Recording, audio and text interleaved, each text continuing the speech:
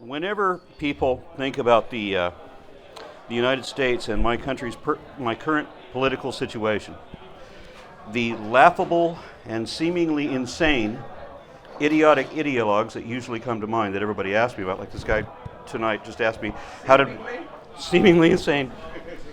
Somebody asked me just a little bit ago, how did we find a new governor even crazier than our old governor? And that's a lamentable fact, and the lieutenant governor is probably worse. So we're in an abysmal situation. But these people, the people that everybody's been talking about, the people that made my state and my country infamous, and in particular my state, those people tend to be Christian dominionists. Now, dominionism isn't something that's limited to Christianity. Islam has a form of it too. Dominionists are the ones who believe that their religion must ultimately overrun and overrule every other, so that every government and every person everywhere must eventually submit to that eventual one world theocracy. And the fact that there are both Christians and Muslims who believe that their religion should rule over every faith, to dominate and subdue all other faiths, and to eliminate free thinkers without faith, should be chilling to anyone who recognizes the current trends and has the ability of pattern recognition. But not every Muslim is like that, and not every Christian either. Religions tend to be a lot more polite when they don't have as much power. And a good example of that is my family, the majority of them, identify as Mormon. And that's not surprising, because I was born in an area where Mormons dominate. There's an overlapping area of Nevada, Arizona, and Utah where Mormons seemingly own and control everything. And there are places where it's difficult to get a job if you're not one among them. But Mormons understand probably better than any other Christian denomination the importance of a secular government separating church and state, because they understand that just because a law is unconstitutional doesn't mean that it won't get passed anyway. Despite the provision in the First Amendment that Congress shall make no law respecting an establishment of religion or prohibiting the free exercise thereof, it still happens when legislators constantly try to do both. And one particularly grievous example comes from Missouri Governor Lilburn Boggs. In 1838, he issued what was called the Executive Order 44. It was also nicknamed the Mormon Execution Order. At that time, Mormons were considered a dangerous cult and a threat to national security. So whole families were driven from their homes and massacred in what was called the Mormon War, fought in Illinois and Missouri. Now, this isn't a country that establishes freedom of religion, right? What's the very purpose of that? It's to protect one faith against the others. Now, this was the reason why the Mormons fled to Utah, and they made that exodus in the winter months, so many of them died in the journey. And Executive Order 44 was not repealed until 1976. So that grossly and obviously unconstitutional law not only passed, but remained on the books for 138 years. Now, although members of my family identify as Mormon, I never did. And I don't know why they did. Mormons are supposed to be those upright, clean-cut, goody two-shoes, the ones who shy away from sugar and spice because they're stimulating. And and my family, or most of them, were the type who got drunk and fought and fornicated and were frequently arrested, and who never went to church ever in their lives except when they got married. So why call themselves Mormon? The stricter Mormons, the ones who actually wear the magic underwear, described the disreputable members of our family as Jack Mormons. Now, Jack Mormon is somebody who may not practice the religion and may not know or care what the practice even is, but they came from a Mormon family, and they haven't declared a transfer to any other religion, so the church can still claim them. Once your name is on their logbooks, it stays there, and every few years I get a new visit from some fresh Mormon missionaries wanting to know why I'm not still active, even though I never have been. So I was baptized because Mommy made me do it. And because she told me that that's what every 8-year-old boy was supposed to do. But I don't think I ever identified as a Mormon, because how could I? I didn't know everything that Mormons are supposed to believe. So if I don't know that I meet all the criteria, then how can I claim the label? Likewise, I didn't know what any of the other religions believe, and until I know what all of them believe, then how would I know whether I might have more affinity with one of them? And this, to me, was the only logical approach one could take with regard to religion. And I had to wonder, why doesn't any other kid think like this? It should be that every other kid would think like this. Now, whenever I see Muslims in America trying to be integrated and just get along, and I have to confess, I mean, the first 5 Muslims that I ever met every stereotype that I'd ever encountered, that I'd ever expected. I was fed a lot of prejudices that I didn't discover that I had until I went to college, which is why I recommend it to everybody. But the people that I met after that, many of them, good, decent, secular sorts of people, and not at all what the stereotypes were given to me. As I said, the first 5 met the charter. Now, the only advantage that I had being raised in a Mormon family gave me some empathy with these people, because when we lived where Mormons dominate, we owned and controlled everything. But when we moved to places where Mormons were rare, then we found out how weird we were.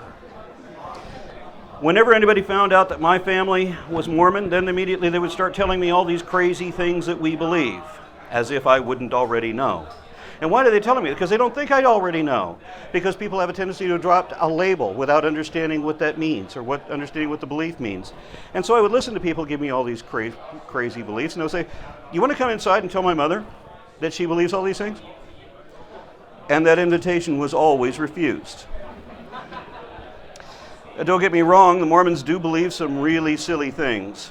For example, they believe that life begins long before conception.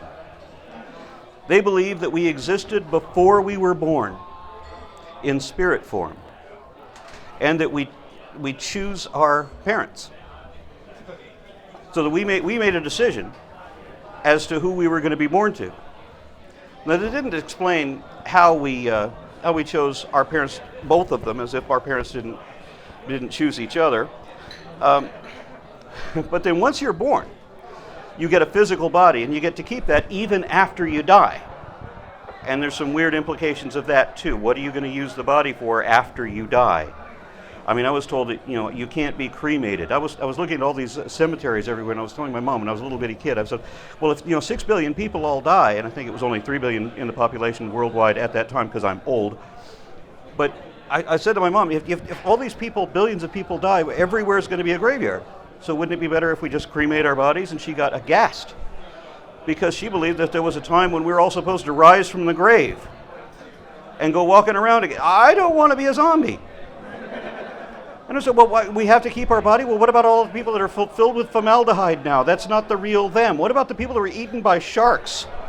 What industrial accidents? What's supposed to happen to those people?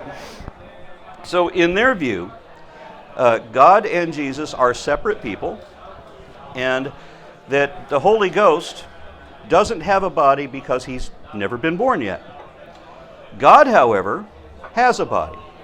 And this was a curious thought, because God exists everywhere and every when throughout the cosmos, and his arms extend this far. And he has nipples, and an endocrine system, and a digestive system, and a colon, and a whole lot of things that I couldn't imagine what a God would need any of these things for. I remember asking the Mormon missionaries, what does he do with his body? Does he keep it in a tarp under the garage? I mean, when does he actually use it? So another amusing belief added to this is that while we're in this enigmatic before world, we choose our parents, as we said. But think about that, if that's true. If you get to choose your parents before you're born, then think about the parents you chose. And what does that say about divine wisdom and guidance? Also, if you choose your parents and they live in Utah, well, then you're likely to be raised Mormon. But if Mormonism is the true religion and you get to choose your parents, then you must not know where your parents live or what they believe. Because if you choose parents who happen to live in Kuwait, you're going to be raised Muslim. And you miss out on the salvation because you chose the wrong place to be born in. Or likewise, if your parents live in Thailand, then you might be trained to believe in a whole collection of different gods. If there is such a thing as a true religion, then it's up to you to find it. And that would mean that the first realization you'd have to make is that it's not necessarily the right religion, just that your parents' religion is not necessarily the right religion just because they believe it. And your religion or their religion is not your religion just because it's their religion. This is a quest for yourself. There is a definite difference between one's ancestral heritage and their personal beliefs. And your religion should be your personal beliefs, although most people just choose that to mean some kind of a label. Other denominations like to say that the Mormons aren't Christian. But Mormons think they're Christian. Other denominations will say that they don't follow Jesus, but the Mormons believe that they follow the teachings of Jesus, and they worship in the Church of Jesus Christ of Latter-day Saints. So how could you be more Christian than that? How could other denominations say that they're not really Christian? Every definition of Christian that the Christians themselves provide applies to Mormons. One that I read says that a true Christian is a person who has put faith and trust in the person and work of Jesus Christ, including his death on the cross as payment for sins and his resurrection on the third day. And that means that Mormons are true Christians.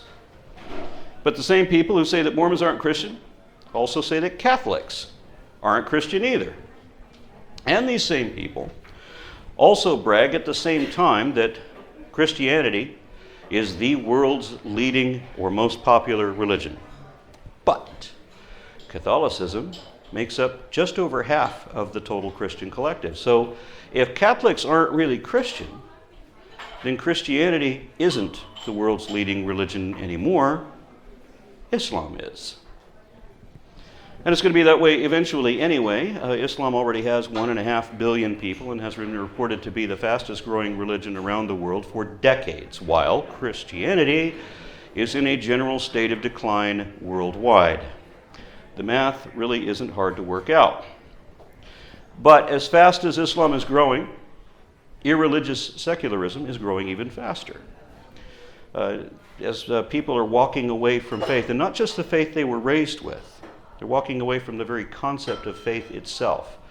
The idea of having to believe impossible nonsense for no good reason and all of the absurdities, atrocities, and ridiculous barbaric practices that often are associated with that. American Protestants are just hurrying that process along with all of their bigotry, ignorance, hypocrisy, corruption, denial of reality, sexual repression, oppression of gays and their ecological and economic irresponsibility, their militant tactics of forced conformity, and so on. That, and they tend to be absolutely wrong about absolutely everything. Now, I've read a lot of deconversion stories, and the leading reasons why American atheists give for why they are no longer Christian is what the Bible says, what the church does, and what you're expected to believe and why.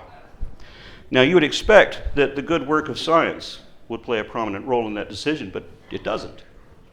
It's the bad work of religion that is driving their own people away. And none of this is news to a European audience, but Americans are very insular, and they don't seem to be aware that any of this is even happening, or else they wouldn't be pushing away would-be allies.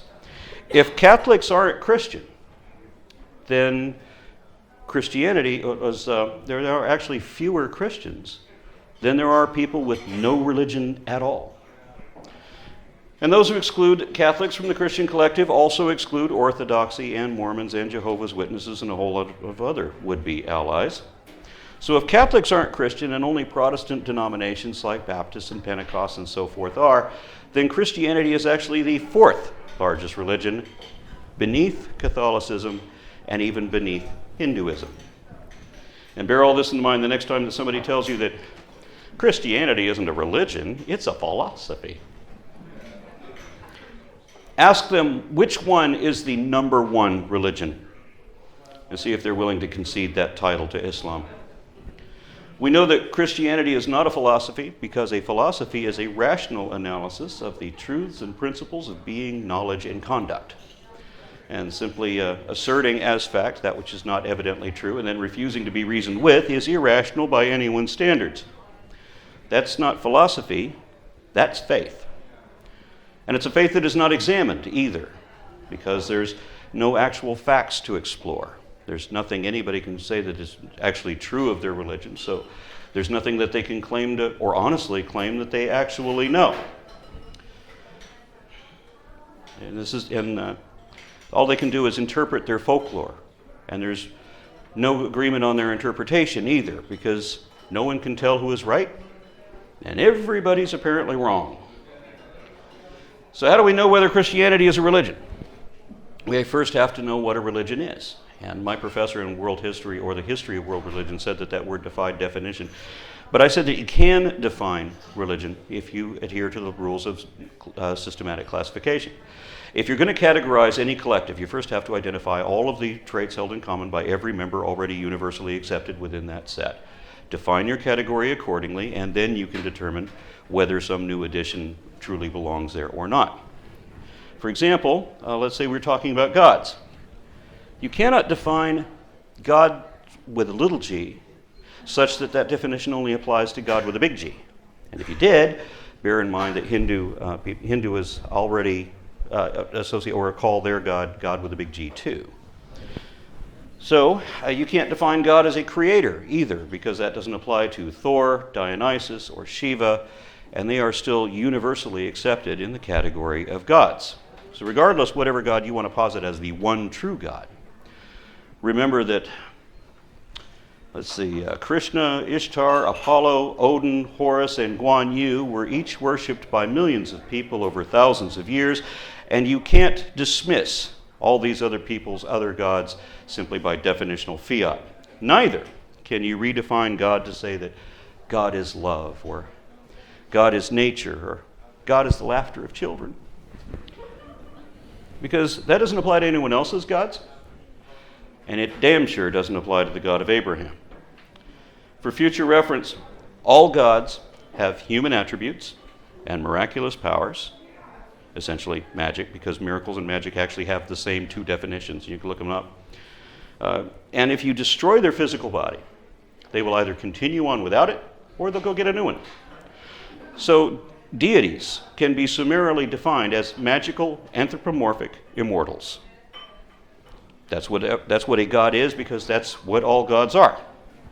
Similarly, every religion, universally accepted as such, is a faith-based belief system, including the notion that some element of self, be it memories or consciousness or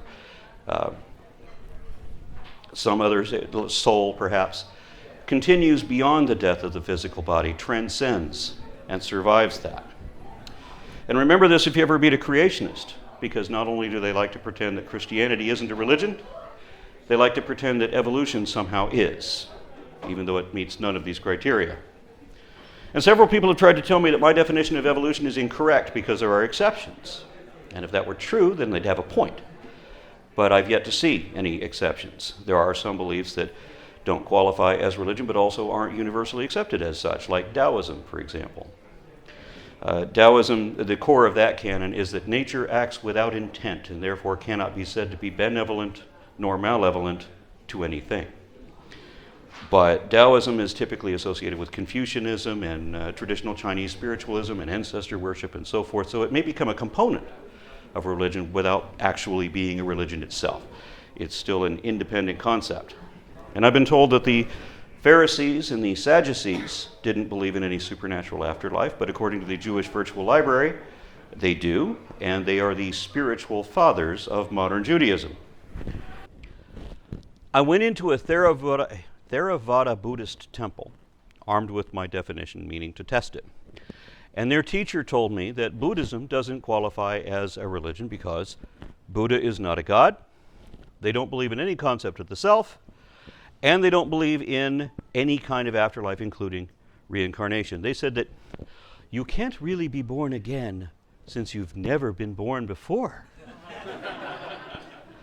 And that was when I pointed out that everyone in that room had a birth certificate.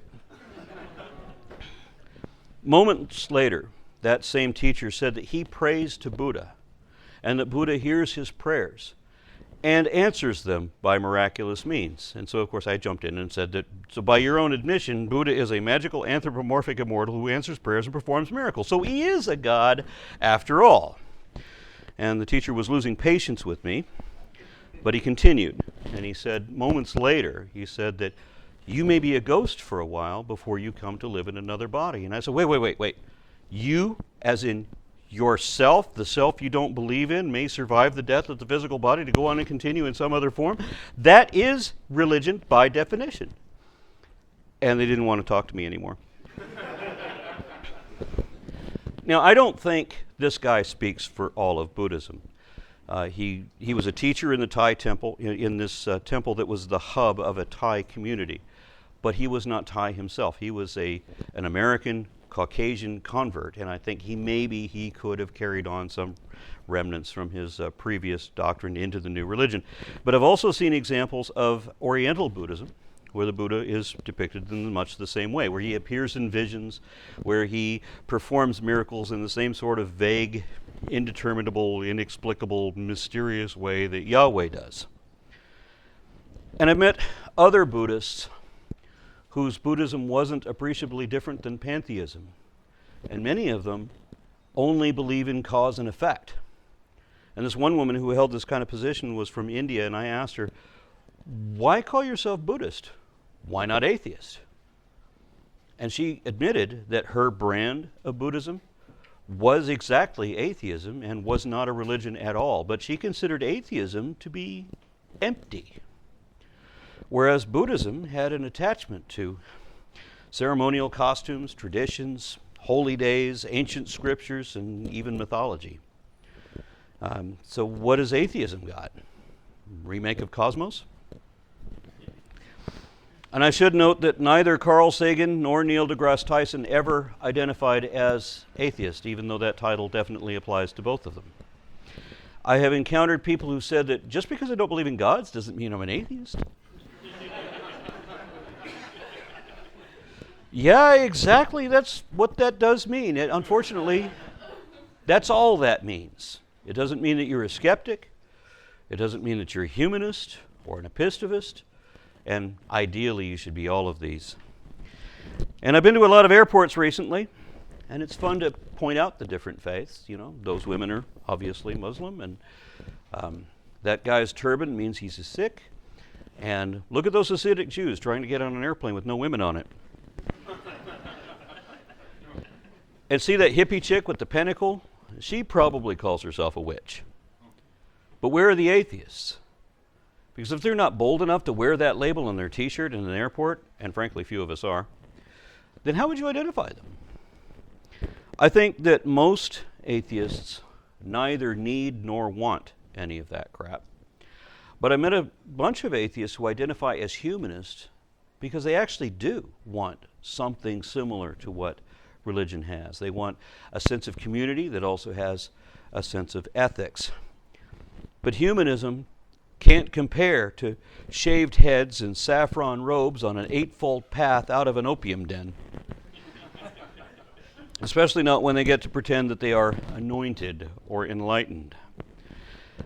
But you don't actually need to believe any of the associated dogma to sign up for all the cosplay and the ornamental jewelry and incense, and I know all about that because when I left my family's faith, I went into neo-pagan spiritualism, and that had its own uniquely distinct accoutrements and affectations. And I think that's a lot of what religion is. It's a costume you wear to enhance your identity, like creating a character for a role-playing game. And I have a friend who says that he used to be a skeptic, but he now says he believes in all kinds of pseudoscience woo. I mean, he may as well be on a character off the X-Files. I mean, he believes in a strange mix of Christian and pagan theology at the same time. And so I asked him, okay, well, is there any unsupported and indefensible nonsense you don't believe? And he took that as an attack on his culture. I said, your culture? This is your culture? You made that up. You pulled that out of your ass. Okay, this is something that is adopted and can be rejected. So your religious beliefs and your ethnicity are not the same thing. I have another friend who always described himself as a theist. And one day when we're having this conversation, he said to me, I'm Christian because I like to believe that, not because I think it's true. To this day, I don't think he realizes what it was that he admitted to me. He thought he was correcting my misconception, but he doesn't realize that if you don't actually think it's true, then you don't really believe it. And I've heard a lot of other Christians implying something similar. So they're using the word believe differently than I would. Now, what I believe is a logical consequence of my understanding of the facts, and my perspective will obligately change along with my information. But when they say believe, it seems to me that they're saying make believe. Like if they have doubts, well then they don't believe hard enough, and they should believe harder. I think there's a lot of people who are just pretending to believe. Or if they're not pretending, they're still wearing the label for reasons that I can't possibly understand. I met a pair of Indian siblings who identified as Hindu, and I was very excited to meet them because I had some questions about the Mahabharata that who the hell else in America, especially in Texas, am I going to be able to ask these questions? But they interrupted me saying, we're Hindu because our parents are Hindu, not because we believe it. And so I'm confused again. So I inquire further and I find out that they don't believe in any gods. And I'm like, well, why do you call yourselves Hindu? Why not call yourself atheist? And it seems that atheism doesn't offer an option to wear a bindi or an elegant flowing sari, that there's some cultural attachment, that they somehow have to pretend to believe something they know is not really true in order to dress the way their ancestors did. And in their case, and also my friend's case, it seems to be whatever family you're born into is whatever your religion is. And I have to wonder if that applies to politics too. I mean, are you a Republican because your dad was? And in Texas, it seems to be that way. I mean, so I'm wondering, should there be a place on the birth certificate where you can decide whether your child's going to be libertarian? And you can walk away from religion. Now, I represent American atheists, and most of our members were former Christians. And in Britain, they of course have the Council for Ex-Muslims. So there are networks of people that you can connect to. You can also change your religion, although people usually do that for the worst imaginable reasons. For example, the Vikings adopted Christianity as part of a real estate deal. And in some countries, people are forced at gunpoint to profess belief, as if that makes any sense or is sincere. Yeah, point a gun at me, I'll pretend to believe anything you tell me. In the historic character now known as Dracula was actually captured and forced to switch teams in the war between the Catholics and the Orthodox to fight for the other side. How is this reflected in what he actually believes? He's just professing to believe whatever they tell him to. Others claim a new religion for political or romantic reasons. For example, in 2009, American movie star Lindsay Lohan fell in love with a Jewish girl. And Lohan was raised as a Catholic. But she wanted to honor her new girlfriend by changing religion.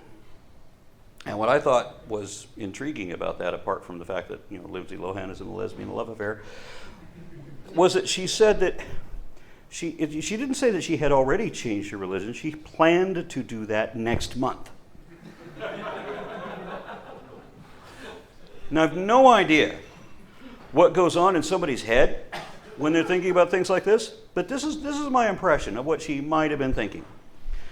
Right now, I accept that Jesus is the Son of God and Santa Maria, the Virgin Mother, and that believing in them is my only hope of salvation.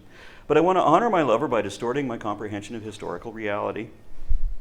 So I've decided that next month I will stop believing what I believe to be true right now and will adopt a belief that I currently consider to be a damnable blasphemy.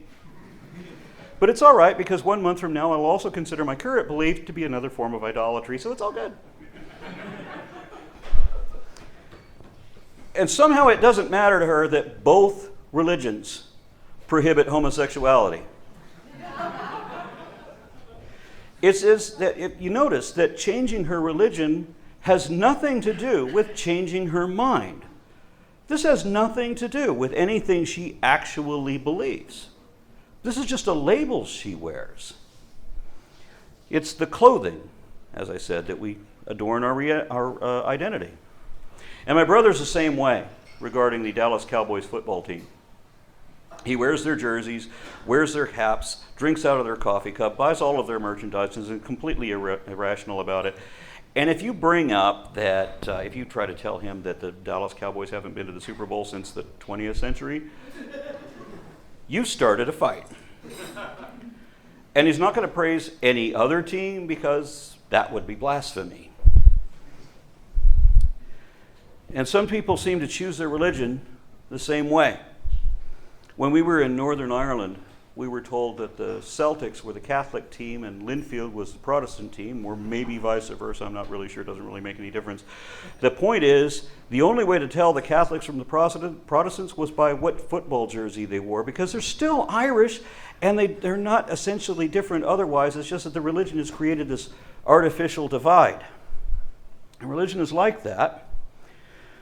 Wherever you live, it seems that everyone is forced to pick a team or choose a sport and then pick a team. And then once you're wearing the jersey, then that's who you are, even if you don't want or care to watch any of the games. And some people make their whole lives about that label, and those who don't still wear the label and won't give it up, even if they don't understand it. For example, I knew a girl that identified as a Catholic. And I said, well, do you think that the Pope is infallible? Do you do or believe whatever he says?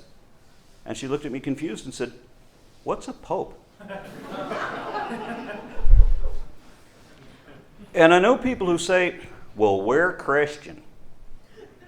And that ends the conversation, because they don't even know what that means. They either won't read the Bible, or they don't believe a word of it, except for the vague notion that there's a God. And they don't even believe in Jesus either, because a lot of these people, when you bring up some of the mistakes that Jesus made, like when he didn't know the smallest size of seeds, or when he told people not to wash their hands because diseases are all caused by demons, then these people forgive Jesus, saying, well, he was only human. The fundamentalists, on the other hand, are frequently in the news for believing absurdities and committing atrocities, while moderate believers claim to be so or claim to be more reasonable because of how little of their faith they still cling to versus how much of it they now reject. And most everything I've said so far about Christianity applies to Islam too. Muslims cite many of the same reasons as Christians do for why they have left their faith and become apostates, have become atheists, despite the threat of death for apostasy. And according to the 13th chapter of the book of Deuteronomy, Judaism and Christianity can both make that same threat, and we know historically that they have. But the societies surround them the societies surrounding them have advanced to the point that they won't allow these religions to effect these kind of charges anymore. So they've tried to ostracize, excommunicate, or disfellowship apostates now. Religion is losing ground despite all of its draconian methods, and sometimes because of them. They use the stick and the carrot, promising impossible rewards for those who believe and threatening a fate worse than death for all that don't. Strict punishments are imposed for all independent or deviant thought, because religion is a belief system with required beliefs and prohibited beliefs. Therefore, it is not free thought. And free thought is the very opposite. Dale McGowan, author of Raising Free Thinkers, says that children should examine all their options, and that they should hold true or hold only to the which makes sense to them, and that they're free to change their minds again and again as need be. That's the way it should be. I would say that if you don't actually believe in the doctrine, all of it, then you're not really part of that religion, and those labels should be avoided anyway. But some people choose those labels so that they can wear a cross or a hijab and join the family in celebration of the holy days, or they can be out with their friends and not be called out in some kind of conflict, at least as long as they live where they're the majority. They believe in books they won't read because it makes them feel good, or because it gives them a sense of community, or because they think that they'll get along better at church or at school, or, my favorite, because they think it'll get them more votes. But these are not reasons to believe. These are reasons to pretend to believe. And a lot of people just believe in belief, as if belief itself has some benefit or consequence, as if whether you believe it matters more than whether it is true. And I disagree. Why would I want to believe something that probably isn't true? That's the very definition of what it means to be a fool. And despite what the Bible says, a fool is someone who too readily accepts implausible claims on questionable sources and insufficient evidence. And it's no wonder why the Bible uses the very opposite definition. Usually, only accurate information has practical application. So in lieu of evidence, we should consider possibilities, but reserve judgment and not believe. There is no point or purpose in using a label that doesn't really apply or doesn't apply completely. And regardless whatever else it might imply, there is only one reason why anyone should believe or claim to believe anything. And that is only because it honestly seems to be evidently or apparently at least probably true.